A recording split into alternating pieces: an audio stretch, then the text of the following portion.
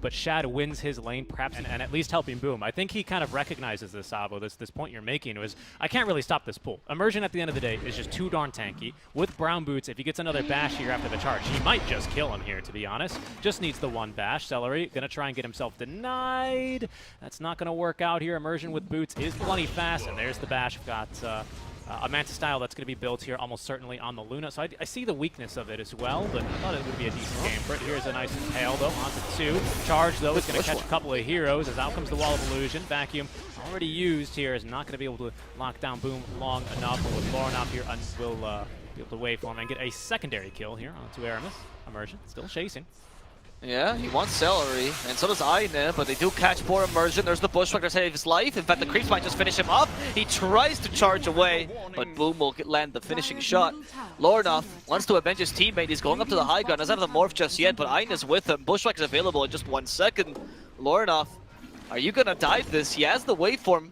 Wow. Celery just barely out of range, but no, Lornoff is just going to come here, farm some. We'll see how that works out. I think Gambit is taking good advantage of the Spirit Breaker. They continue to do so as they go for Celery, dooming immediately the Darkseer. In fact, Celery saved himself with a Cold Embrace, and there's the counteration by VGG. They're going to finish off Afterlife, going for Immersion next. They don't want the squirrel, they want the cow, and they're going to get some beef here as they're trying to find out Aine. Let's see if Aramis can catch up to him. The Impale does hit, but unfortunately there's no follow-up. Nobody believed in Aramis but himself, and he's... Yeah, I don't think they were going to kill him there. Maybe he thought there were more enemies in the shadows. Oh, Aramis, Spike Arpus, okay, they used the Impale against him. Aramis is in trouble, they want to get... Oh, actually, Lornoff, but he got away. Instead, it's going to be Immersion the target. That's going to work out for them. They wanted to kill Lornoff there, though. That was the juicy target. Okay. That's going to be huge for a Morphling. Okay, wait. In the top lane, Kezu is the target. Dream just got stunned. They got him with the Doom here. And that's going to be a dead Dream. Okay, the carry's down. Immersion can't get away either. They're going to get 2 kills for free here as Boom comes in from the other side of the map, hoping to kill another squirrel. Can they do so? Aine trying to run away with the Scurry. He's a bit too fast. He got help with the Surge. On top of that, Aine will be able to survive, but Afterlife got left behind. Here's Lornoff joining the fray. He actually turns to Timbersaw. Kezu will suffer his own medicine, but he's trapped. The tree, he couldn't go in. Kezu now saved by the Cold Embrace. Multiple whirling deaths are not going to kill him. And the Winter's Curse will give Kezu enough space to retreat. Lornoff really wanted the kill there, but they're safe in this late game. There's a double charge. He's like, wait, that's Lornoff.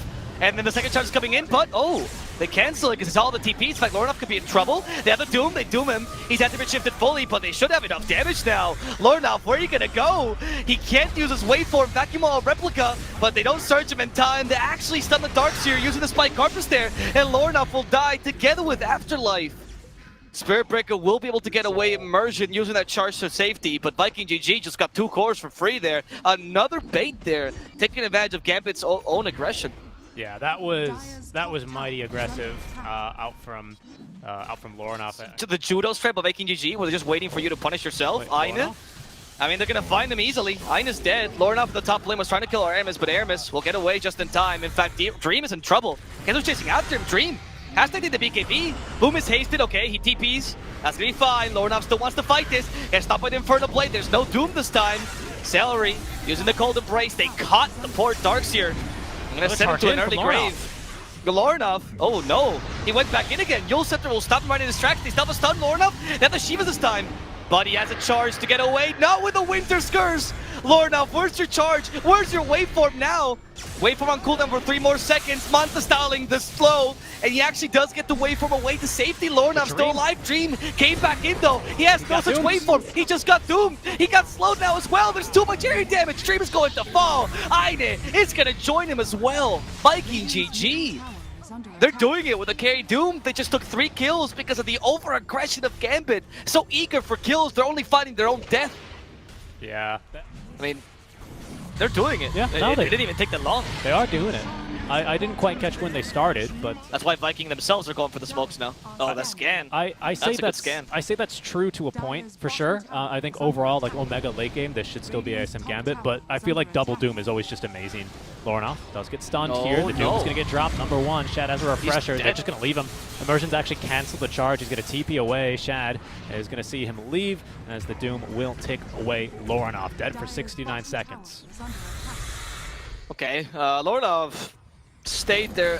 I guess you couldn't have saved him anyway, but That felt pretty bad. Losing Lornoff like that. That was the scan that caught him. Oh, and now they have free range. Yeah, there you go. For the squirrel. Goodbye, Aine.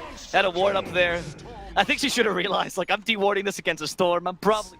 Like, we have this great item advantage that does help give you the edge. I mean, you're right. It is kind of a John Madden thing to say. You know, oh, they used their gold and they spent it on items. Thank you. But, Aine is gonna die. Okay, I see what you meant now. I see what you meant. I was wondering, is like, what do you do? Do you just give it to the creeps back? No, like, is this the charity form of Dota? You're totally right. You're totally right. Thank you for having me clarify that. Aramis is going to find Immersion as well. Spike Carpus will cancel that, and then the Impale. Immersion still had the Bulldoze on, but he's not going to be able to get away. He has no charge. Did he drop the gem there? They saw you, Immersion. That was a cheeky play. Thinking he could just hide it, but it was in the middle of the trees. That was quite funny. So, I will say, by the way, a point to... Oh, Lornoff? No way. Can they kill him in time? They miss the Timber Chain. That's unfortunate. Lornoff will be able to get away. Eclipse now. Punishing Kezu. As a Yule Scepter, still the +stone heal available as well for Kezu. He's not going to die here. The pipe even activated. Lornoff spitting fire. He can't even control it. Oh, he actually broke the tree, so Timber couldn't go to it. But the Doom is here. Boom goes in yet again.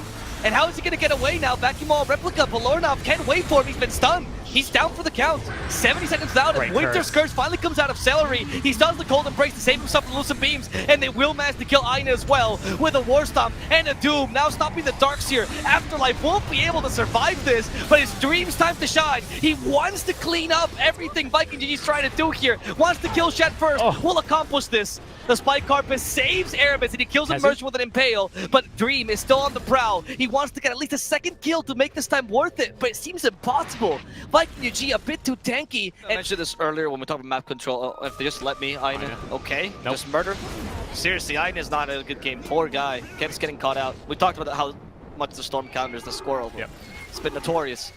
Yeah, so the point I was going to make is because Gambit really does have a weaker team fight, like that's something that's never going to be fixed, you know, because VikingGG doesn't have a real carry, you have a lot more sources of team fight, both as a tank, counter initiation, solid single target catch, everything is better for them, so in that sense, so the less map control you have, the harder it is for Gambit to even take a safe fight. Sure, you have great damage sources, but who's your control? Who's able to jump in? Who even saves you if things don't go your way?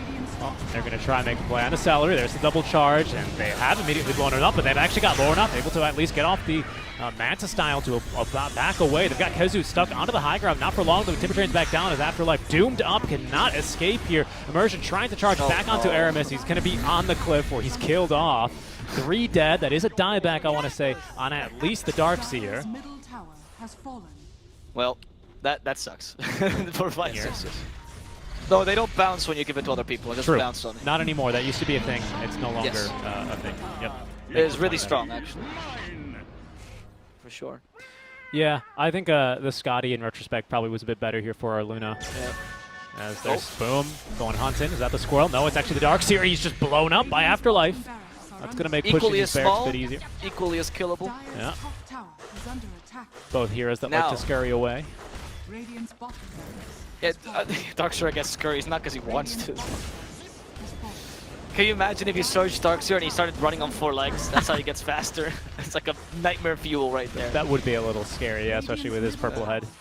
Pointy because he keeps talking about making your head not pointy. That's actually his whole lore, right? He wants to get people to not have pointy heads like him. He hates people with like square or round heads and disgusts them. Like Darkseer's a racist. That's what he is, honestly. Wouldn't like you very much for that square head of yours. Oh, no, he hates me. I'm Darkseer's #1 enemy. Kezu is slow. Going through these barracks pretty respectably. Everyone's just ready to go. Eventually, ESL Gambit, they were just hoping they would find someone in the jungle, but unfortunately, that's not going to happen. There's the Hex onto Immersion. Sharpshooter is going to miss. Immersion pushed one way and the other. Eventually, he's going to come out on the other side. He's hoping to try and get the Greater Bash, or sorry, the Nether Strike onto Boom. Last pair of barracks standing though. VikingGG pushing their 31k net worth lead. Boom has Aegis here, so even if he loses the life, he's going to be okay with it. Hunting for another Squirrel. That'll get him killed off at least once. But Aramis all the way from the low ground here, landing on the stuns as Shad. Unfortunately, he's only going to be able to find Immersion. There goes Lornoff on the way in. Vacuum Wall combo as well. They've got good damage here onto Boom, but he's going to be able to get the zip out just in time. Immersion bursted down as Kezu still alive, hit by the E-Blade. Now the Cold Embrace heal. Look at that healing per second, and now they're going to be able to get off the Winter's Curse to reset the fight. Boom immediately going back in. He's got a BKB, so the Budget Black Hole doing so much work, and that's now going to be Lornoff dead for 1.5 minutes. GG is called. VikingGG. They make the carry Doom work, and they take a Game 1 lead versus ESL Gambit. I'm glad we didn't discount the Doom carry entirely, right? Like, we were doubtful of it because we haven't seen it. Your offlaner was not bringing team fight. Having a carry that brought that together with the... Looking to at least for Shad in them, so he's not going to have this bonus armor versus Afterlife, who now has got level 3 Anchor Smash. So this is going to help Afterlife a little bit more. They're going to win this lane a bit harder. Lornov is in trouble. They're body blocking him too hard. Lornov's going to die to Boom. Very good rotation, not only around this. Do stop a lot of this physical damage from coming through. That will be courtesy of the Lifestealer and the ABBA, but there's still issues with it. Dream, he's got to be careful here. He's going to spin the wave down. But Boom is more than content to run him down. Another set of Edict explosions here are going to clean him up rather quickly. Down goes the tower. There's a bit of healing. Kezu, though, yeah, just going to go ahead and kill him off with the Crypt Swarm. The stun is not going to find Dyna, but it's just going to be Boom to run him down as he tries to crest the trees in order to escape, but will be cut down. Maybe I can still push bottom lane and actually catch up to Afterlife. There's a Ravage available, but you're too far in Afterlife. He was trying to create space desperately. As a result, he might just die. Aramis is coming in, and Pale, the stun is not even needed. They just needed the damage. I think here's what you do for Vikingg now. You just go, oh, we've got such a great advantage now. They will look to punish these maybe mispositioning plays from ESL Gambit, as Afterlife is going to be tanking the Wrath of Boom. Another Winter's Curse will come through. That should allow Afterlife to just escape. He's got Ravage instead, going for the TP play. Dual Scepter will find him in the trees, and they've got the stun to kill him off. Meanwhile, in the river, Aine trying to escape is going to be blocked here by Aramis, using that Blink Dagger to close the gap. And Vikingg is going to turn this one into a Roche. That double Yules, not only is it great for stopping these TPs, but it's also great at making Juggernaut completely useless. Like, you quite literally have an Omni Slash that can... You're not killing anything. So your small power spike is non-existent right now. There's the Roshan being taken. Age is given to Boom. The game just feels like it's going the exact same as previous, except they just do everything faster here. Yeah, that's true, actually. Ravage from Afterlife, but Lornov thought they were going back. He blinked away. And Boom has an Aegis. Even if you kill him there, that's Ravage for an Aegis. So Afterlife's going to die easy. And Immersion, also stuck. He's going to be the second kill of this engagement. Get out of here, Aine. Immersion taking some time. There he goes. They got him. And he's just there in case they need it. That's kind of how VP beat OG in their upper bracket series. Oh, wait. Immersion got caught by the Split Earth. What is that Golden Brace going to do? Absolutely nothing. That's the answer for you. That's a level 2 Golden Brace as well. Not like it, a level 4. GG, honestly, is what I would do at this point. Celery? He's trying to go for Celery. He's fine. They killed Dream for free. I don't... Did he TP there? I guess he did. Honestly, I was not expecting him there. He did TP in. Look, they're chasing after Afterlife. Afterlife. Are you going to use your Ravage? No. Anchor Smash dispelled by the Rage. He's thinking go with the Ravage. Don't use it.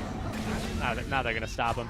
Okay, they at least TP Aine away. Boom's Aegis is reclaimed. It's a bold move here, but it's proving very difficult to pan out. We've de-warded here at least, so Vikingg GG are flying in the dark. I like this flanking. Where Immersion is. I like this flanking. They're going to go for the Rubik first. Okay, nice cold embrace. They need some more magical damage to kill him. Chad, like I said though, just going for something else. Disarm to stop the Rapier from being too effective. Immersion, still enraged. But there's Kezu chasing after Aine with a bunch of ghosts. We do have a Winter's Curse, Ravage as well. Ravage has been used on Kezu. 8 damage, but they're in the high ground. Aeon Disc. Now forced off Kezu. Winter's Curse, but not going to do anything. Immersion dies to the ghosts. As I talked about in the draft, Leshrek, if you cut in the Winter's Curse, you're never going to kill your teammate. You deal nothing. They're just going to use the rest of this. Well, there's nothing really left of this Exo to go Roche with, but we'll go there at least. Kind of still a win for ESL Gambit, but unfortunately, Roshan is up. They just don't really seem to be in a position to contest it, especially without the Ravage. Well, at least you get Aeon Disc, but not much else here off from that fight, especially for using 2 of your big ultis here. Roshan number 2, Aegis, Cheese, and Shard. I mean, I suppose maybe you give open wounds here to the Lifestealer just so he can use something to slow down the TA. I like the Splitter Shard more. I see what you've done there. Yeah. That's how long this game has gone for, dude. Oh, look, Boom is backlocking the Aeon Disc for later. Okay, is that... the RTC strat. That is the Holy Locket, ready to go. ESL Gambit, they've just got their second... Oh, no. Okay, if they lose low enough here, that game is over. That's the Rapier on the ground. Basher's ready. He's out of mana. The Aeon Disc getting popped. Omni Slash ignored. Actually going to go for Aine. Lornov will survive. Aine dies to the Ghost and the Infest damage. Dream is capable of at least getting out, but those Exorcism... Those ghosts are attacking the buildings now, and that was the objective all along.